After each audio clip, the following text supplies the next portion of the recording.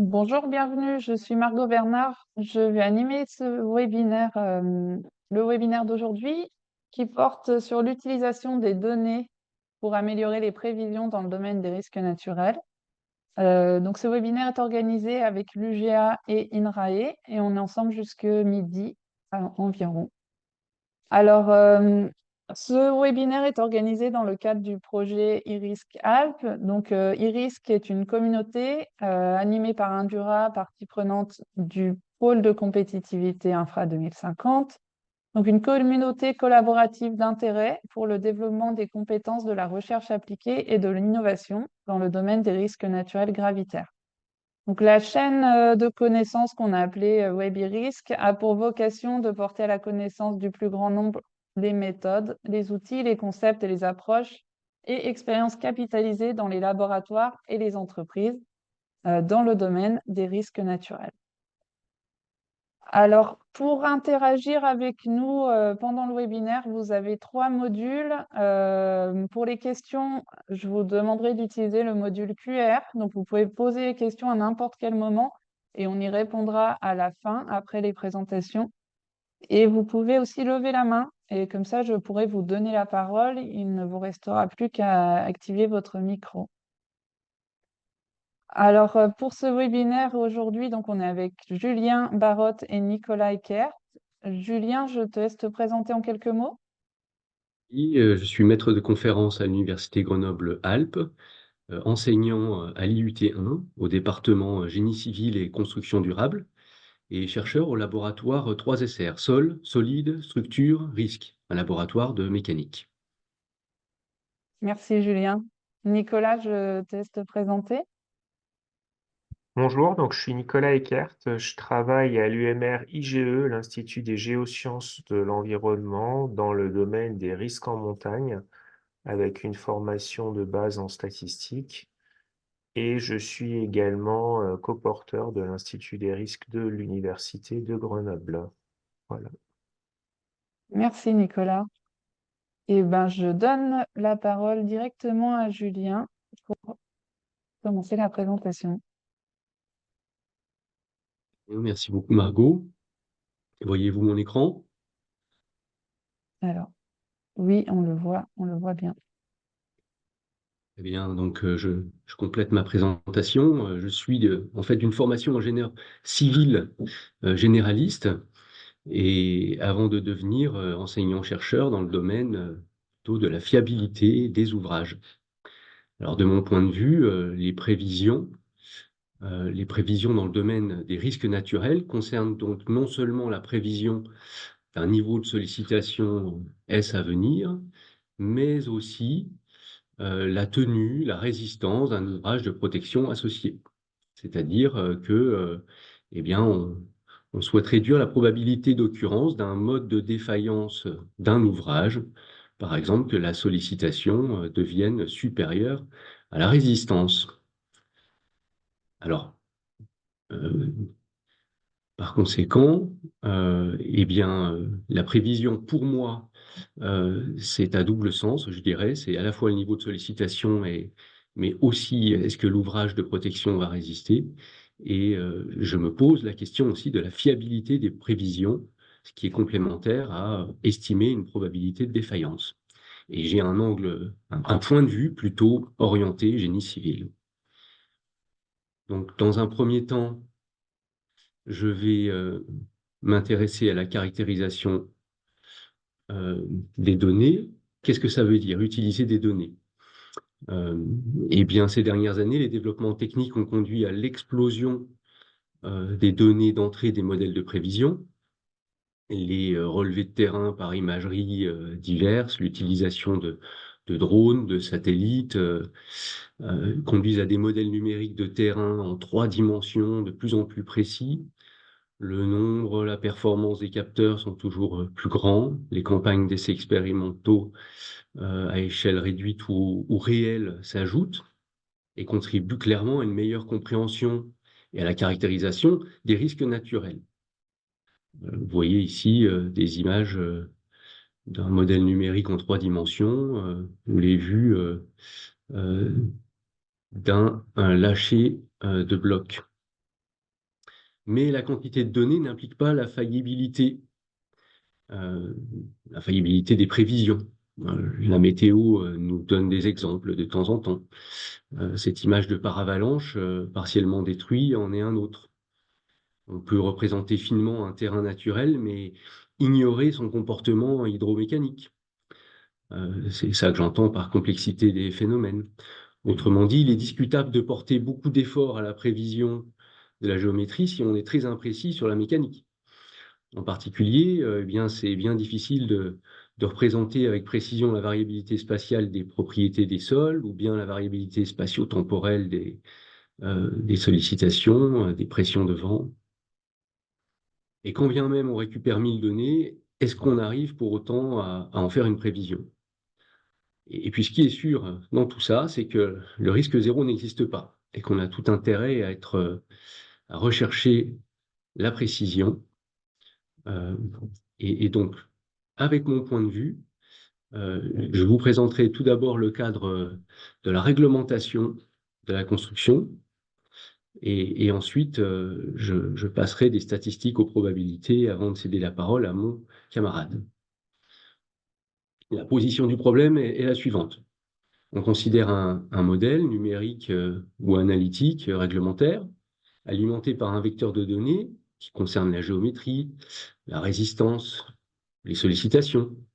Et le modèle fournit un vecteur de réponse mécanique, déplacement, effort, contrainte, voire un facteur de sécurité qui peut être écrit comme le rapport entre la résistance et la sollicitation, d'un point de vue simplifié.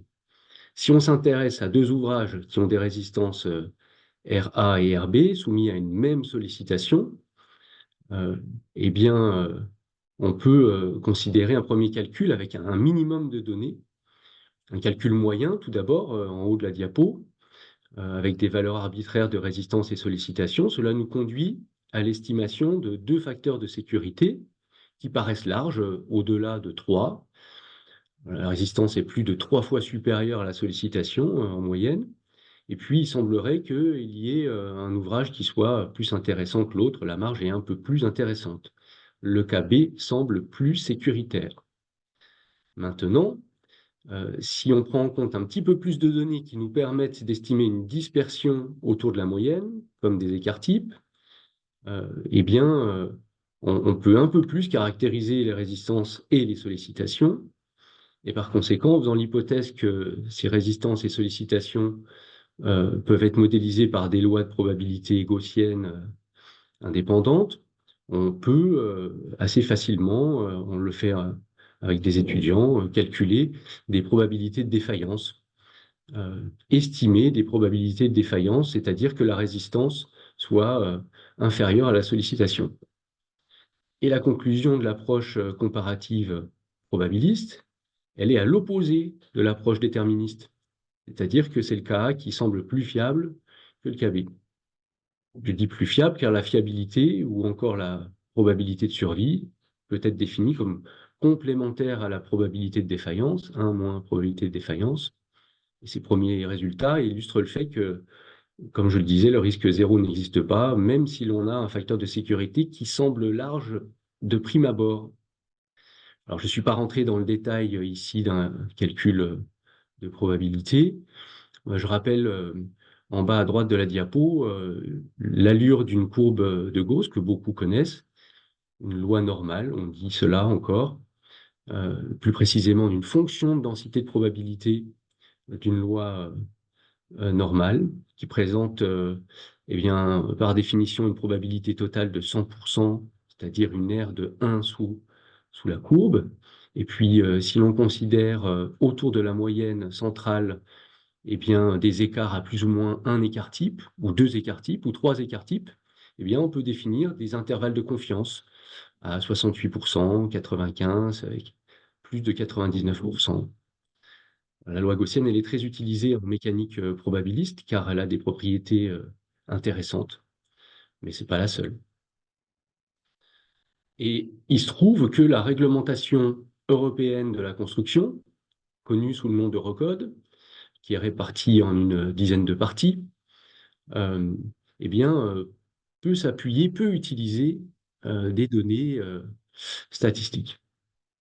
Et quelques eurocodes, les premiers s'intéressent aux bases de calcul, aux actions sur les structures, et puis on a plusieurs recodes spécialisés dans le béton armé, l'acier, les géotechniques, le calcul sismique. Et les eurocodes définissent la notion de valeur caractéristique. Une valeur caractéristique qui permet de prendre en compte la variabilité des données d'entrée, des justifications réglementaires ou des modèles mécaniques qui peuvent être employés. Si des coefficients de sécurité sont présents dans ces règlements, il faut souligner l'usage de ces valeurs, qui peuvent être définies comme des valeurs sécuritaires. Et comment cela? C'est-à-dire qu'au lieu de se donner une valeur unique, une moyenne, ou même une valeur sécuritaire arbitraire, et si on a quelques données qui permettent d'estimer un écart type, eh bien, on va définir la résistance et la sollicitation de caractéristiques, comme vous le voyez, par valeur inférieure pour une propriété matérielle d'un paramètre de résistance ou par valeur supérieure dans le cas d'une sollicitation. Et dans le cas de valeurs caractéristiques basées sur des lois gaussiennes, l'eurocode laisse cette possibilité, mais aussi d'autres lois. Eh bien, les lois gaussiennes nécessitent justement juste une moyenne et un écart type pour être définis. Et on a ces définitions avec ce coefficient de 1,64,5 que beaucoup connaissent. Alors, à noter que l'eurocode fournit des préconisations conduisant aussi à d'autres expressions analytiques, et puis qui précisent les cas où on a plus ou moins de données, en s'appuyant sur d'autres lois. Ça, c'est dans l'eurocode 0, dans les annexes. Maintenant, si on calcule ces valeurs caractéristiques sur l'exemple précédent, on trouve la même conclusion qu'en employant la démarche probabiliste. Et ce qui est remarquable, c'est qu'on obtient plus de facteurs de sécurité très larges, qui nous donnent l'illusion qu'on est en sécurité largement, mais on tourne autour de 1. Donc, si on prend en plus un coefficient partiel de sécurité, c'est pour ça qu'on parle de dimensionnement semi-probabiliste des eurocodes, eh bien, on va préférer la configuration A et même, on n'est même pas sûr que la configuration A convienne si les facteurs de sécurité en vigueur sont supérieurs à 1,19, ce qui peut arriver très fréquemment. Donc voilà, cette démarche, elle est bien décrite dans l'eurocode, hein, c'est bien connu des gens qui font du dimensionnement à partir de ces règlements. D'autres exemples fournissent, par exemple, des valeurs caractéristiques de propriétés matériaux couramment utilisées dans le domaine du béton armé, de l'acier. Le béton pour la résistance caractéristique en compression uniaxiale à 28 jours d'une éprouvette cylindrique ou cubique en mégapascal, hein, C30-40, eh bien, c'est 30 mégapascales de résistance caractéristique. Ce n'est pas une moyenne, c'est une valeur déjà sécuritaire où, eh bien, sur le principe, on a 5% de chance d'avoir une valeur inférieure et 95% en valeur supérieure. De même, quand on dit un acier S 355, eh bien, 355 est supposé être une valeur aussi caractéristique. Donc, on voit bien que la réglementation, elle appelle vraiment l'usage de données pour nourrir les vérifications ou les dimensionnements. Donc, dans le domaine des sollicitations, eh bien, pour se placer dans le sens de la sécurité, eh bien, on va prendre un fractile non plus à 5% comme précédemment, mais à 95%. On va faire en sorte que lorsqu'une valeur est définie, eh bien, que ça soit une valeur de référence, une vitesse de référence, une pression dynamique et autres caractéristiques de sollicitation, eh bien, ça soit entendu avec juste 5% de possibilité d'avoir une valeur différente. Alors, dans certains cas, dans d'autres, puisque je citais les vitesses, eh bien, dans le domaine du vent, on va plutôt s'intéresser à des fractiles à 2% qui correspondent à des périodes de retour de 50 ans, qui est une période de retour courante. Après, rien n'empêche dans le règlement d'en prendre une éventuellement différente. Voilà, et puis, bon, et si on n'a pas de statistiques, l'eurocode ne nous contraint pas, on peut définir une valeur nominale justifiée mais c'est bien ces réglementations qui demandent donc d'alimenter en données. Donc, c'est ma transition pour passer à la deuxième partie, passer des statistiques aux prévisions probabilistes, c'est-à-dire que, eh bien, c'est en partant d'un recueil de données passées qu'on peut affiner des prévisions à l'avenir. Là, je prends l'exemple d'un relevé de crue, une crue étant comprise comme une cote, un niveau d'eau dépassé. Et si vous voyez dans un premier tableau, depuis une centaine d'années, des relevés de crues qui correspondent pas aux crues de l'Isère que vous voyez en haut à droite, hein, mais c'est un exercice fictif, et on compte un nombre de crues par an. Certaines années, on ne dépasse pas la cote, et d'autres fois, on la dépasse plusieurs fois. Ça nous parle quand même un peu. Eh bien, si ensuite on reproduit sous une forme d'un autre tableau en fonction des modalités, c'est-à-dire le nombre d'années où il y a eu 0 crue, le nombre d'années où il y a eu une crue, le nombre d'années où il y a eu 2 crues, etc., eh bien, on peut tracer ce qu'on appelle un histogramme de fréquence absolue, ensuite de fréquence relative, de manière à pouvoir utiliser un modèle probabiliste, une fonction analytique, une loi de probabilité de Poisson ici, qui permet de reproduire les statistiques. Et c'est à partir de cette loi qu'on peut faire des prévisions sur l'année qui vient, sur les 2 années qui viennent, sur les 3 années qui viennent, en fonction du nombre d'événements redoutés. Voilà. Alors plus largement, plus théoriquement, si on considère un modèle toujours numérique ou analytique réglementaire alimenté par un vecteur de données, géométrie, matériaux, sollicitation, le modèle fournit un vecteur de réponse. Et si les données d'entrée peuvent être modélisées par des variables aléatoires d'une loi à préciser, en se basant sur des statistiques, sur des données, eh bien, ces informations sont très utiles parce que on va pouvoir caractériser la réponse mécanique, non seulement avec, ce ne sera pas une valeur déterministe, mais on pourra parler de variation autour de la moyenne, on pourra parler d'études de sensibilité, de fiabilité. Voilà. Donc, utiliser des données permet d'alimenter les caractérisations probabilistes qui permettent de compléter notre connaissance et de préciser des prévisions. Des grandeurs connues d'un point de vue probabiliste, bien, ce sera la moyenne, l'écart type au carré qui donne la variance, des moments statistiques qui permettent de caractériser l'aplatissement, la symétrie d'une distribution, un coefficient de variation, des fonctions de densité ou fonctions de répartition que j'ai déjà affichées. On peut distinguer différents niveaux de modélisation probabiliste. Ça peut être une simple variable aléatoire. On a parlé de variables aléatoires gaussiennes, mais pas forcément. Ça peut être des variables aléatoires qui peuvent être corrélées.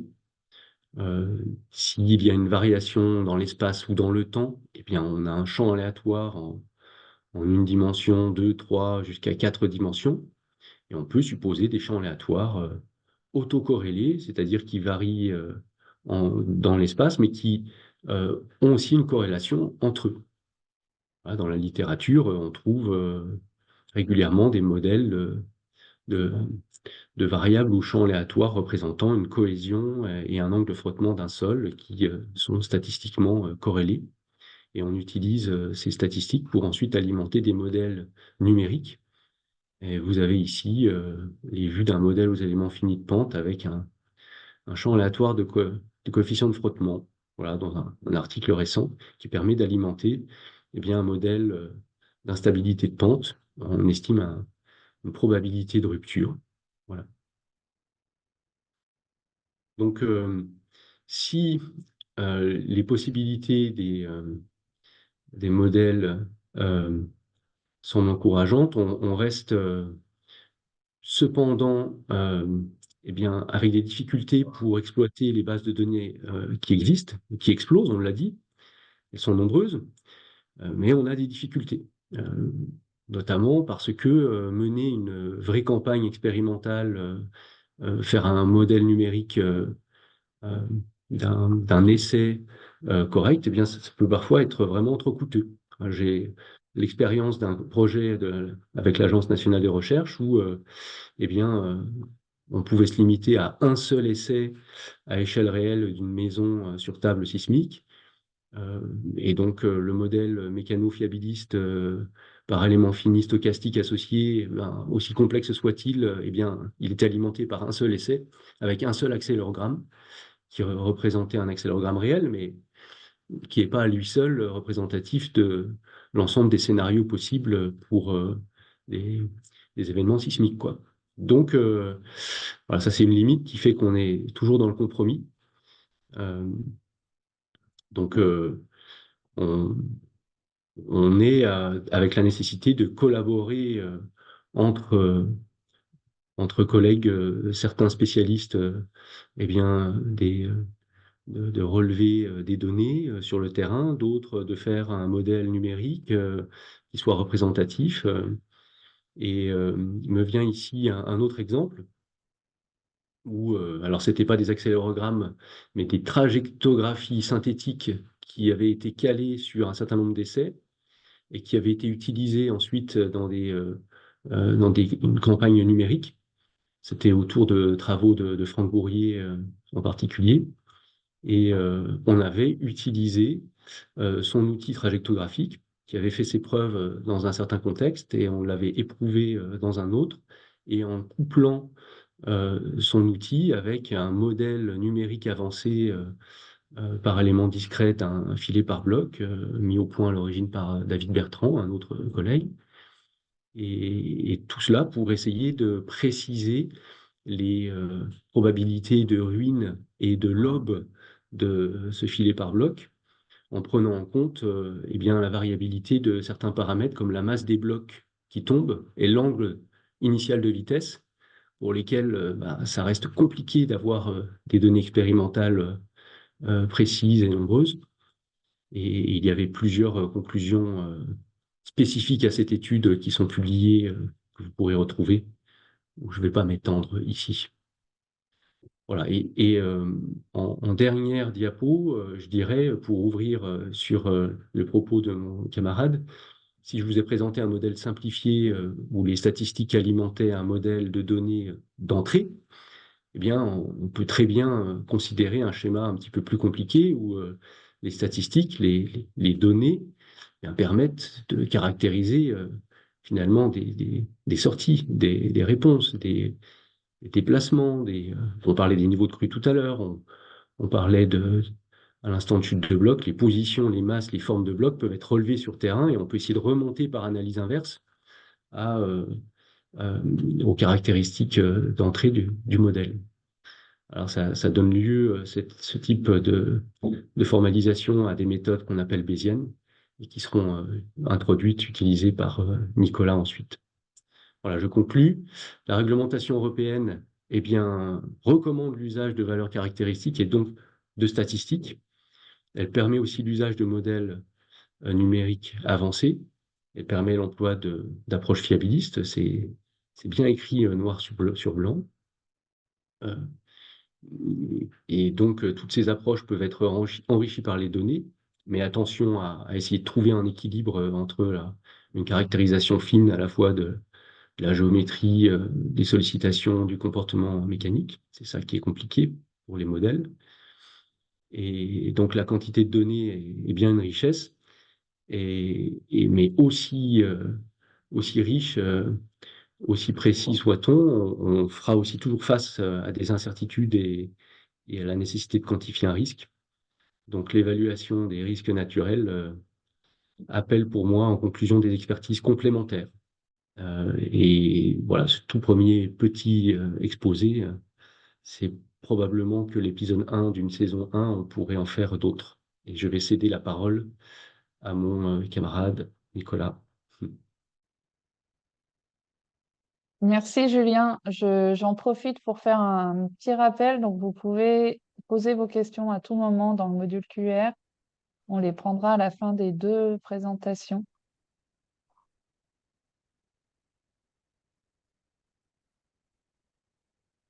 Ben, je vais enchaîner du coup. Est-ce que tout fonctionne? On voit bien. Ok, parfait. Merci. Donc, l'objet de cette seconde partie d'exposé, c'est finalement quelque part de décliner les concepts qu'a proposé Julien dans un contexte un peu spécifique qui est celui du risque lié aux avalanches, avec également ce que j'appelle un zoom sur la question des échelles temporelles de prévision. La prévision à court terme, principalement de l'activité, et la prévision à long terme, donc on parle aussi de prédétermination en France, de l'aléa et du risque. Je ferai également un petit focus sur la question importante de la non-stationnarité. Et puis, mais néanmoins, on va commencer par préciser quelques concepts et quelques notations qui seront utiles par la suite.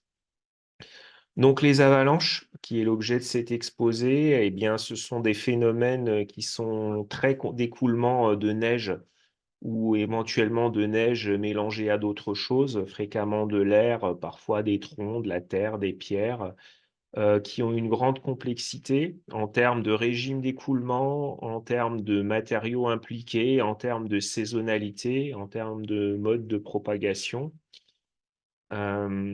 Ces phénomènes sont liés à la topographie et à la nivométéorologie, mais également qui sont, cette dernière étant très changeante. Et cet ensemble de paramètres qui rentrent en compte conduit à la fois à la nécessité de prévisions qui finalement varient fortement, mais également à des prévisions qui sont difficiles et qui font le recours à la donnée utile pour enrichir l'analyse. Deuxième rappel, finalement, c'est sur la notion de risque, pour dire simplement que dans le domaine finalement, des risques liés aux phénomènes naturels, il y a une définition qui est globalement bien acceptée maintenant, qui est celle qui a été popularisée par le GIEC, avec une distinction du risque entre un aléa et des enjeux exposés et vulnérables. Et que finalement, c'est que quand il y a cette conjonction qu'on parle réellement de risque, quoi. Donc, pour ce qui est du risque lié aux avalanches, on peut distinguer plus précisément le risque de catastrophe, qui est celui qui nous occupe le plus fréquemment, qui est celui qui occasionne des pertes directes, qui sont par exemple liées à des pratiquants de montagne, à des dommages sur les bâtiments ou les infrastructures critiques, ou au peuplement forestier. On peut également trouver le terme de risque de façon plus large, finalement, qui peut être lié à des problématiques écologiques entre la conservation et la biodiversité, par exemple, lorsqu'on veut construire des ouvrages. C'est un problème qui se pose plus pour les crues, par exemple. Par contre, on a également des risques d'ordre financier, voilà, qui sont liés, par exemple, au choix d'aménagement. Des solutions de protection plus importantes peuvent être également à source de coûts importants pour les collectivités. Donc, on a un peu tout ça derrière le vocable risque. Ici, dans cet exposé, on traite quand même principalement du risque de catastrophe, on va dire, direct. Pour ce qui est des échelles temporelles de prévision, on a principalement deux échelles dans notre problématique qui sont le court terme, qui sont quelques heures à quelques jours. Pourquoi? Pour gérer les domaines skiables, pour fermer des routes, voire dans les cas critiques, évacuer des endroits qui sont exposés. Donc ça, c'est ce qu'on appelle des prévisions conditionnelles, c'est-à-dire que finalement, on va regarder une activité conditionnellement à des conditions niveau météorologique. Et ça se traduit de façon opérationnelle en France par le BRA, donc le bulletin d'estimation du risque, de manière un peu impropre, mais voilà, qui va effectivement voir éventuellement des cartes de vigilance. Et puis une prévision à long terme qui est plus proche, je pense, du cas que vous a présenté Julien précédemment, qui est principalement utilisable dans l'aménagement du territoire pour le zonage, c'est-à-dire le découpage de l'espace que je représente ici par ce trait rouge là, l'endroit où on a le droit, qui est constructible par rapport à l'endroit qui ne l'est pas, et puis éventuellement la construction d'ouvrages de protection. Et ça, d'un point de vue statistique, c'est une prévision non conditionnelle, c'est-à-dire que finalement, on va moyenner sur tout ce qui est susceptible de se passer. Et puis, on va s'en servir pour calculer des grandeurs qui sont typiquement des niveaux de retour ou des taux de destruction ou de décès. Si on veut faire des statistiques, on a besoin de données. En France, on a la chance d'avoir des données d'avalanche qui sont très riches, et très variées, très anciennes. La plus complète est sans doute celle qui est liée à l'enquête permanente sur les avalanches. Donc ça, c'est à peu près 4000 couloirs qui sont suivis dans les Alpes et les Pyrénées depuis presque 120 à 130 ans maintenant. Donc on voit sur ces cartes qui sont séparées par 100 ans d'intervalle que finalement les couloirs sont toujours un peu les mêmes, hein. Donc ça, c'est vraiment une bonne chose. On peut compléter ces observations par de la recherche en archives, par des mesures avancées qui sont produites par du LIDAR ici par exemple, ou par des archives paléo-environnementales, donc ici des marques laissées dans les arbres par des avalanches du passé.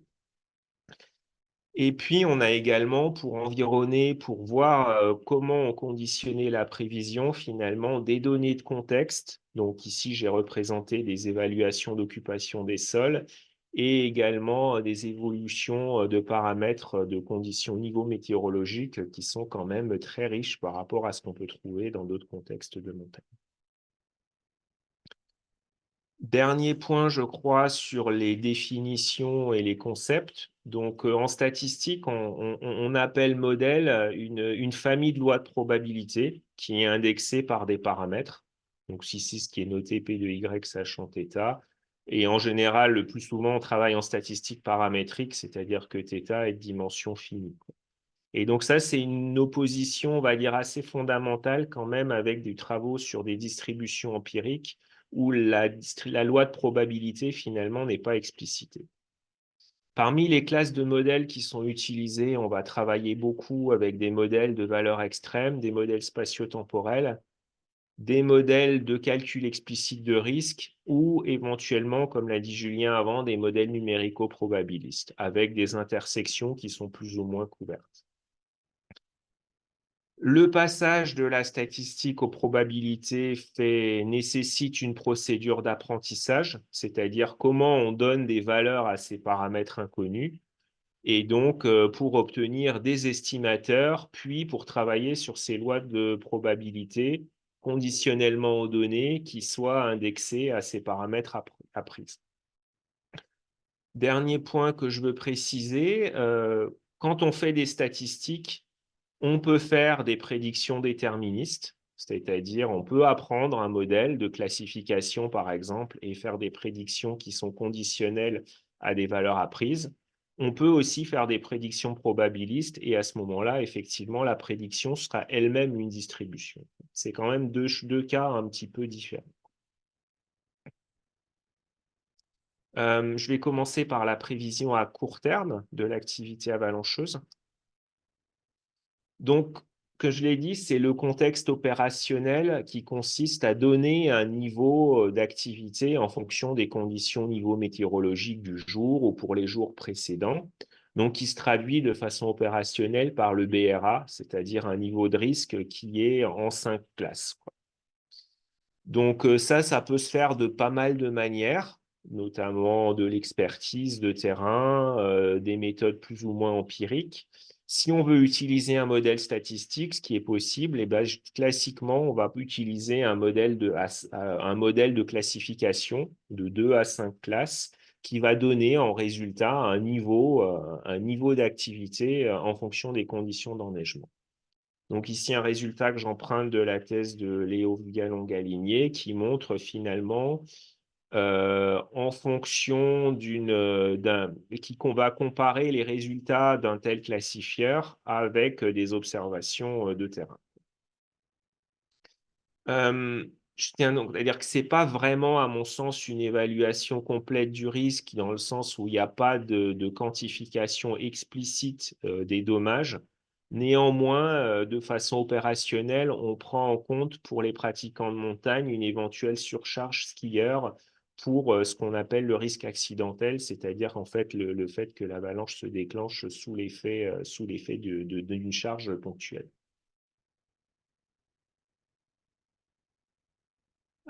Pour obtenir ce type de modèle à partir des données de terrain, donc des données d'avalanche et des données niveau météorologique typiquement, on peut utiliser toutes sortes de techniques d'apprentissage, donc des méthodes statistiques qui existaient déjà il y a 30 ans, hein, et puis des méthodes de deep learning récentes.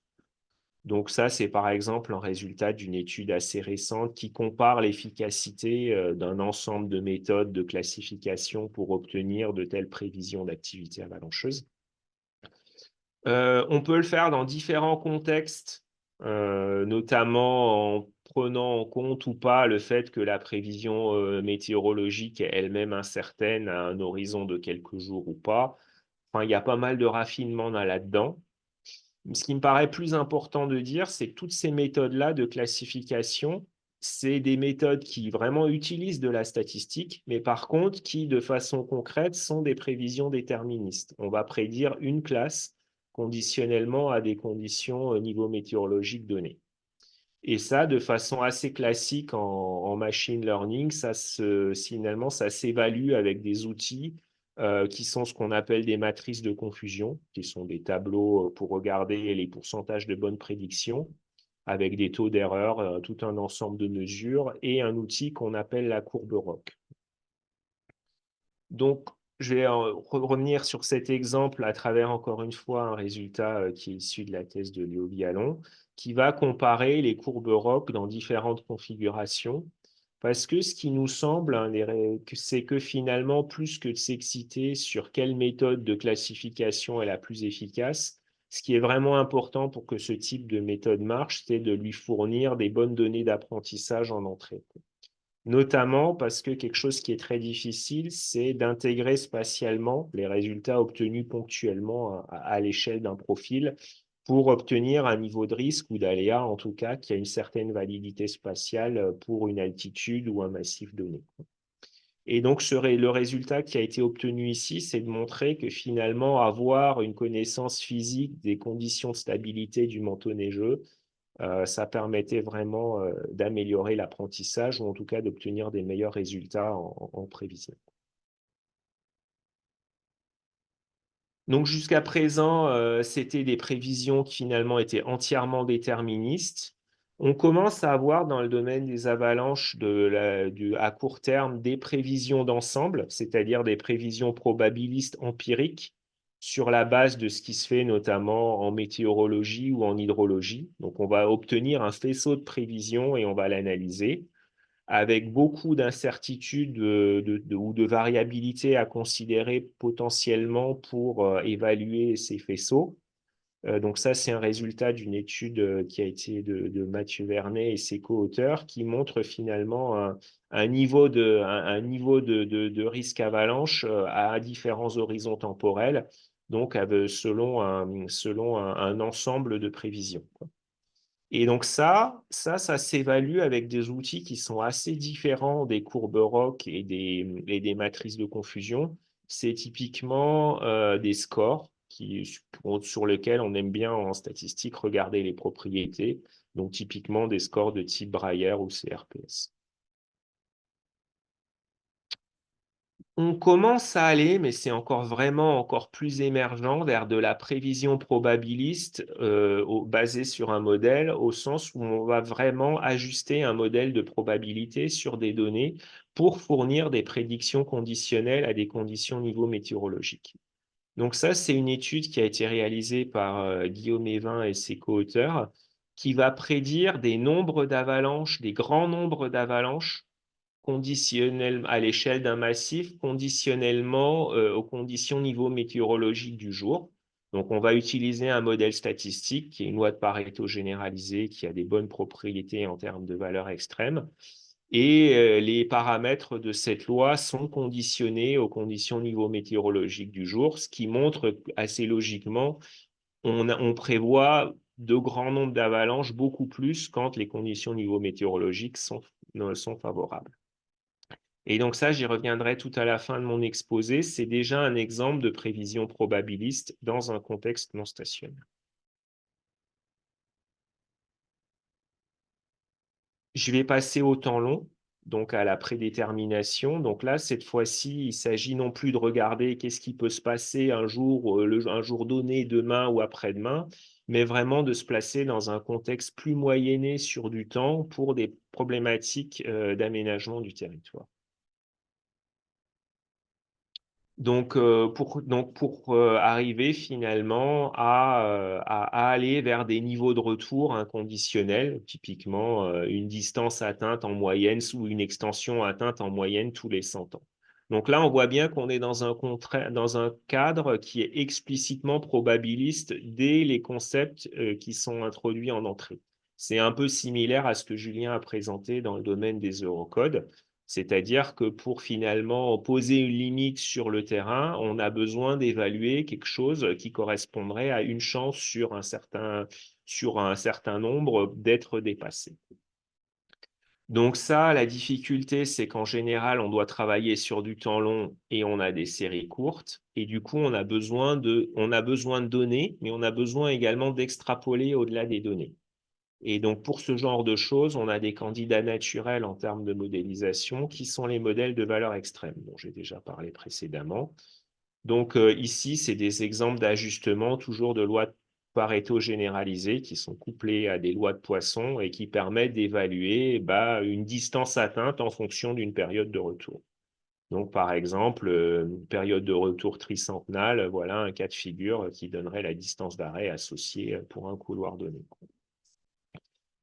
La limite de ce type d'approche qui va valoriser directement les données disponibles, qui est notamment bien adapté aux données de l'EPA en France, c'est que explicitement, on ne prend pas en compte la topographie dans l'extrapolation. C'est-à-dire qu'on va proposer la même extrapolation si très très loin finalement dans le couloir, on arrive dans une rivière, dans une plaine ou dans un versant opposé. Et ça, on sent bien que en pratique, il va se passer des choses différentes. Et c'est pour ça que pour ce type de contexte, finalement, on va coupler finalement l'aspect statistique, donc l'apprentissage sur des données, avec des modèles numériques de propagation d'avalanche. Ici, un exemple bien connu de modèle de modélisation d'avalanche sur le site de Montroc en France, où il y a eu la dernière très grosse catastrophe ayant occasionné des dommages humains dans du bâti pour notre pays. Donc, effectivement, on va coupler un tel modèle avec une modélisation probabiliste des entrées et des sorties et faire de l'apprentissage par analyse inverse, comme l'a présenté Julien précédemment. Et donc ça, c'est intéressant parce que finalement, ça permet de faire de l'analyse probabiliste, comme c'est nécessaire, mais finalement en intégrant des contraintes physiques qui sont liées à la topographie et à la rhéologie de l'écoulement. En contrepartie, parce qu'il y a un prix, c'est que forcément, les méthodes d'apprentissage qu'on peut mettre en œuvre, elles sont plus compliquées. Donc, on a besoin de méthodes bayésiennes, par exemple, dont les méthodes de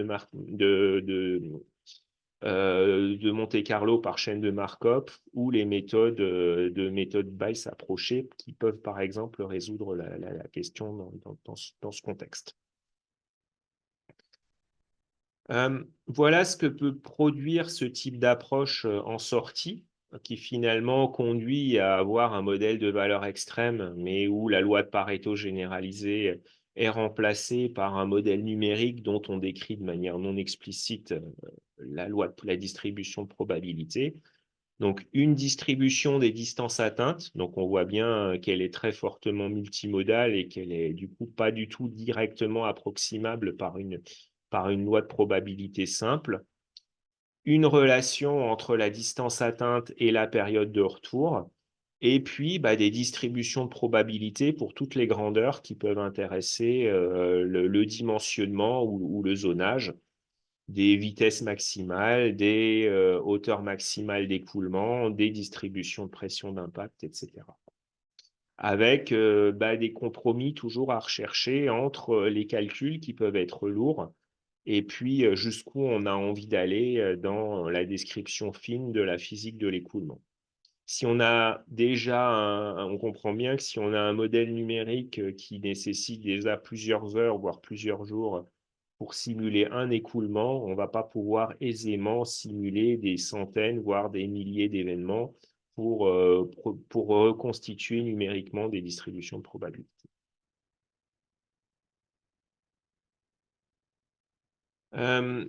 Jusqu'à présent, je vous ai parlé de variabilité. Finalement, dans cette partie temps long, je ne vous ai pas vraiment parlé d'incertitude. Et donc ça, c'est vraiment un point important sur lequel Julien a déjà insisté. Il y a des choses qui sont intrinsèquement variables. Sur un site donné, une avalanche, ça va plus ou moins loin. Et on a des concepts de dimensionnement qui sont liés à des quantités probabilistes sur cette distribution-là. Typiquement, une valeur centenale. Et puis, cette valeur centenale elle-même, du fait qu'on travaille sur des échantillons limités, du fait qu'il y a des tas de choses qu'on ne sait pas, elle est elle-même incertaine. Et en fait, on peut calculer des lois de probabilité sur des quantités qui sont elles-mêmes probabilistes. Donc, par exemple, la distance atteinte tous les 10 ans ou tous les 100 ans, on peut, par des méthodes de calcul de propagation d'incertitude, arriver à obtenir des lois de probabilité pour ces choses-là, pour finalement décider, par exemple, de manière conservative ou autre, comment on ferait nos choix d'aménagement. Et cet exemple-là, il est joli parce qu'il montre bien cette forme très bizarre de la distribution de probabilité de la distance atteinte en moyenne tous les 100 ans. On voit bien qu'il y a cette espèce de pic-là. Et ça, c'est vraiment un effet explicite de la topographie sur cette loi de probabilité. On arrive ici à buter dans le fond de vallée, ce qui fait que, en gros, on s'arrête très facilement. On a ce mode très marqué, quoi. Et ça c'est typiquement quelque chose qu'on n'arrive pas à reproduire, à obtenir, si on utilise uniquement, entre guillemets, un modèle probabiliste. Mon dernier point sur la sur la long terme, c'est le passage au risque. Donc, pour le passage au risque, finalement, on a besoin de combiner l'aléa, donc ce dont je vous ai parlé jusqu'à présent, avec les conséquences pour des enjeux exposés et vulnérables au travers de ce qu'on appelle une loi de vulnérabilité.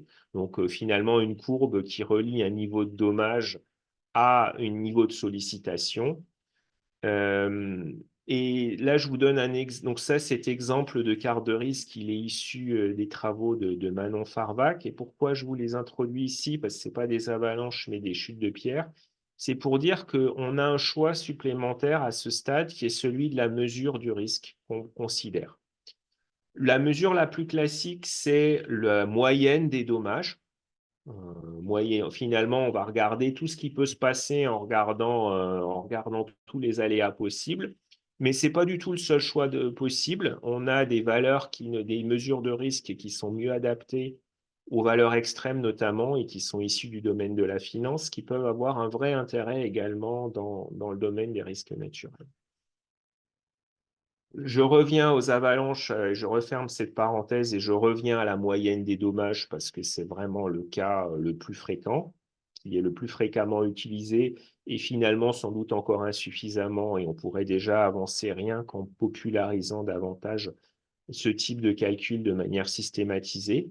Donc on dispose de courbes de vulnérabilité, donc des courbes qui relient un niveau de dommage à une intensité d'aléa qui est typiquement la pression d'impact, pour tout un tas de configurations de structures en béton armé, en merlon, etc. Donc, c'est pour ça qu'il y a tout ce faisceau de courbes. Et finalement, pour un site donné, pour chacune de ces courbes, on peut calculer une courbe de risque, c'est-à-dire finalement un taux de dommage pour un bâtiment type, voire un taux de décès pour des personnes qui sont à l'intérieur, en fonction de la position dans le couloir. Donc ça, c'est des travaux qui sont issus de la thèse de Philomène Favier. Et on voit que finalement, pour chacune de ces courbes de vulnérabilité, on sait représenter finalement un taux de décès pour une personne hypothétique qui serait présente en permanence dans un bâtiment type en chaque position du couloir.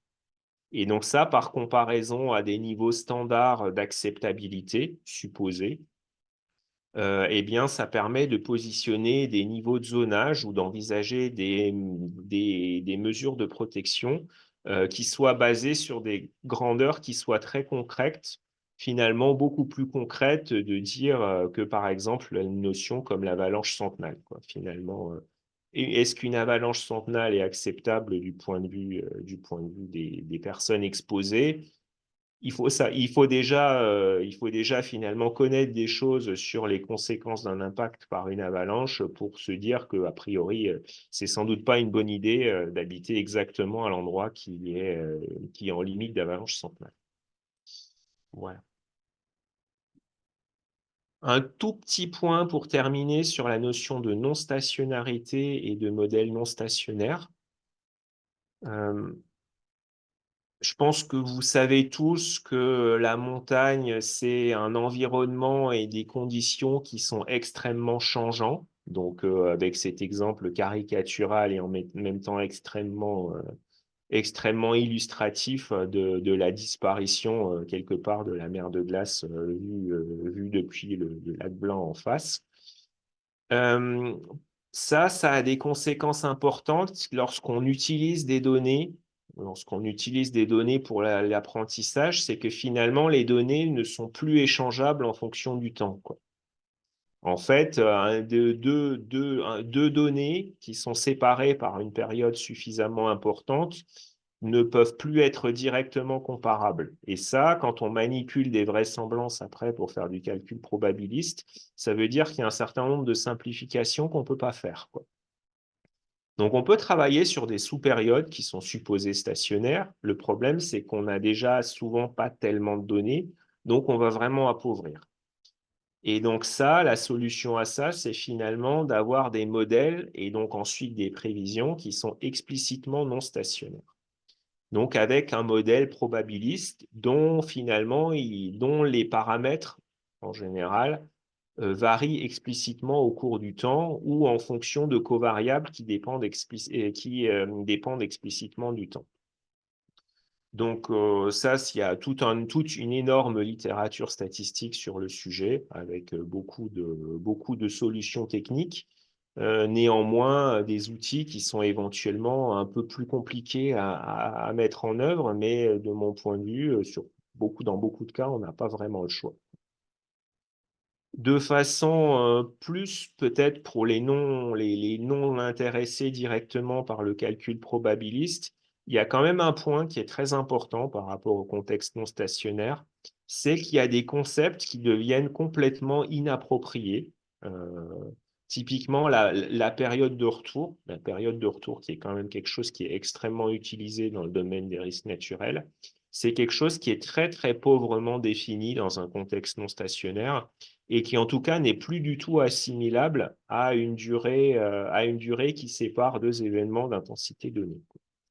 Pour des raisons assez intuitives, mais qui finalement ont des traductions mathématiques assez concrètes, c'est qu'en fait, si on essaye de montrer qu'une somme de lois géométriques va finalement arriver à 1 sur 1 moins t, et quand la petite probabilité n'est pas constante, et ça ne marche plus, quoi. Donc on a vraiment des choses qui mathématiquement deviennent fausses, quoi.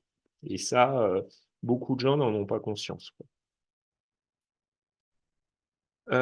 Deux petits exemples par rapport à cette question de la non-stationnarité. Donc, un exemple sur l'aléa lié aux avalanches dans le massif vosgien, donc une zone de basse altitude sur laquelle le manteau neigeux et l'activité avalancheuse très, très largement diminué avec le réchauffement climatique. Donc, avec un modèle non stationnaire d'aléas dont je vous passe les raffinements, on arrive à montrer effectivement que le niveau moyen d'activité mesuré par un nombre d'avalanches par couloir et par an, effectivement fluctue dans le temps, mais chute drastiquement à la fin du petit âge glaciaire. Donc ça nécessite effectivement de spécifier un modèle probabiliste qui dépend explicitement du temps, entre autres, et d'être capable d'effectuer l'apprentissage de ce modèle avec des données qui, du coup, ne sont pas échangeables, mais qu'on a pris en compte dans la technique d'apprentissage. Deuxième exemple, et c'est vraiment ma dernière diapo sur le risque. Donc, cette fois-ci, on va combiner le modèle d'aléa avec les courbes de vulnérabilité dont je vous ai parlé précédemment pour regarder comment les taux de destruction pour des bâtiments types peuvent évoluer au cours du temps. Et là, finalement, ce qu'on a regardé dans cet exemple, c'est des travaux qui sont issus de la thèse de Tallins-Gebb, c'est comment le couvert forestier sur un couloir avalancheux qui a fortement augmenté du fait de la reforestation post-1800, 1820 environ, jusqu'à la période actuelle, a modifié les caractéristiques de l'écoulement et donc les caractéristiques de l'aléa en termes de distance atteinte et de pression d'impact. Et donc finalement, ça, avec un modèle explicitement non stationnaire du point de vue de l'aléa, cette fois-ci à cause de l'occupation des sols, on arrive à montrer que les taux de destruction attendus en bas de couloir, donc à l'endroit où sont potentiellement situés potentiellement situés des bâtiments, évoluent eux-mêmes au cours du temps de manière importante et qu'on peut également les moduler en fonction des choix qui sont faits sur les aménagements forestiers. Voilà. Je vous ai mis un ensemble de références qui correspond à cette seconde partie, au moins les plus intéressantes d'entre elles de mon point de vue. Et puis, je crois qu'on a un moment de questions. Oui, merci Nicolas. Donc il est quasiment midi, mais on va prendre quand même quelques minutes si vous voulez rester connectés pour les questions. Donc on a une première question qui te demande comment les résultats que tu as présentés peuvent passer de travaux académiques à des guides méthodos directement accessibles pour éclairer et alimenter les projets d'aménagement en montagne. Alors, il y a différentes réponses à ça. C'est effectivement quelque chose qui revient fréquemment. Déjà, on est très attentif à la question de la science ouverte. Donc, en fait, je pense qu'en termes de façon dont on calcule, voire de code, on essaye d'être autant que possible dans une démarche de transfert et de mise à disposition de tout ce qu'on produit de manière la plus explicite possible. Ça, c'est une première réponse. La deuxième, c'est qu'on a effectivement bien conscience qu'il y a un certain nombre de calculs qui ne peuvent pas être externalisés très facilement, sauf pour des structures qui disposent de compétences techniques larges et importantes. Auquel cas, l'objectif de transfert, il est plutôt finalement déjà sur les résultats, quoi. C'est-à-dire si on est capable de faire tourner des codes ou de produire des cartes qui sont assez fines, à ce moment-là, le transfert, il se fait sur la carte et les résultats numériques de sortie directement. Merci. Alors, une autre question, est-ce qu'avec les conséquences du changement climatique, notamment les changements d'altitude, limite pluie-neige, est-ce que cela va amener à des changements d'aléas de référence avalanche dans les PPRN? Alors ça, ce n'est pas aux chercheurs d'en décider. Joker. Ouais. Tu sais pas si c'est pris en compte ou pas. Alors pour l'instant, ça ne l'est pas. La notion, quelque part, il y a très clairement et ça dépasse largement les avalanches, hein. La notion d'aléa de référence est définie dans un cadre stationnaire pour la législation. Et on voit bien qu'il y a des tentations, des velléités qui sont justifiées par le contexte de trouver finalement des moyens de tordre un peu les choses pour aller dans le sens de la logique et avoir des choses qui changent au cours du temps.